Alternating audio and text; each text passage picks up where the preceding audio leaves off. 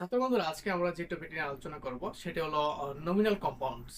তো nominal compound সম্পর্কে হয়তো আমাদের অনেকের ধারণা নেই। যাদের ধারণা আছে তার জন্য তো ভালো, আর যাদের ধারণা নেই তারা আজকে থেকে আমরা জেনে নিই যে নমিনাল কম্পাউন্ডস কি। আমরা কিন্তু নমিনাল কম্পাউন্ডস ব্যবহার করে যাচ্ছি, শুধু এতটুকুই যে আমাদের নমিনাল কম্পাউন্ডস যেটা হবে সেটা আমাদের জানা নেই।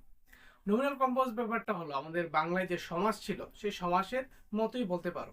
সমাসে যেখানে আমরা দেখেছিলাম যে এক বা একাধিক তোমার পদ একসাথে যুক্ত একটা নতুন অর্থ প্রকাশ করছে, ঠিক আছে। তো নমিনাল কম্পাউন্ডটা এমনই একটি নাউন, তার সাথে অনেকটি নাউন ইকুইভ্যালেন্ট ওয়ার্ড বা নাউন ফ্রেজ বা ভার্বাল ফ্রেজ, অ্যাডজেক্টিভ এগুলিও যুক্ত হতে পারে।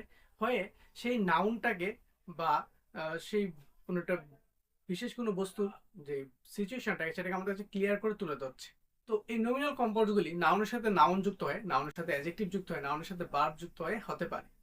ধরো নাউনের সাথে নাউন যুক্ত হয় এরকম একটি নমিনাল ওয়ার্ডস, এর একটি নমিনাল কম্পাউন্ডস এর উদাহরণ নিলে আমরা বুঝতে পারি।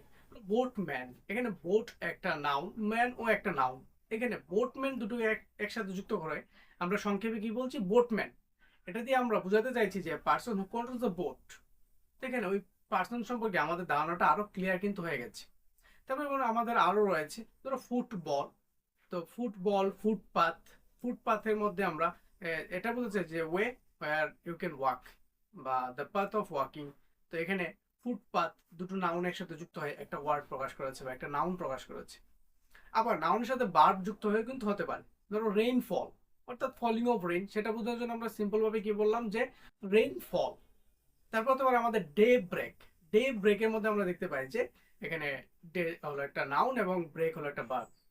দ্য টাইম অফ ডন বা যেখান থেকে দিনের শুরু হয় সেই সময়টাকে বোঝানোর জন্য কিন্তু আমরা এখানে ডে ব্রেক ওয়ার্ডটা ব্যবহার করছি। তারপর আমাদের হতে পারে কি যে noun plus adjective. Noun plus adjective ধরো আমরা লিখলাম যে ব্ল্যাক বোর্ড।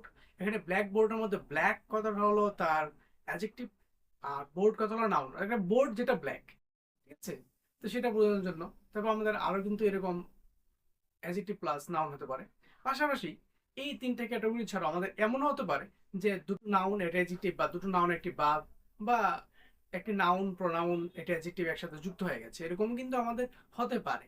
যে এরকম ধরো বার্থডে পার্টি, এখানে আমরা কি বলতে চাইছি, দ্য সেলিব্রেশন অফ বার্থডে। এখানে বার্থ একটা নাউন, ডে একটা নাউন, আবার পার্টিও একটা আমার কিন্তু নাউন। তিনটে নাউন আমি একসাথে এখানে যুক্ত করলাম।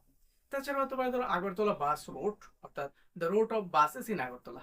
তো এখানে এটা আমরা দেখলাম কি যে একটা নাউনের সাথে একটা নাউন বা একটা নাউনের সাথে একটা ভার্ব, একটা নাউনের সাথে অ্যাডজেক্টিভ, অথবা দুটো নাউন একটি ভার্ব বা তিনটে নাউন নাউন একটি অ্যাডজেক্টিভ, এমন হতে পারে যে প্রোনাউন অ্যাডজেক্টিভ ভার্ব যুক্ত হয়ে কিন্তু তোমার নমিনাল কম্পাউন্ডস তৈরি হতে পারে।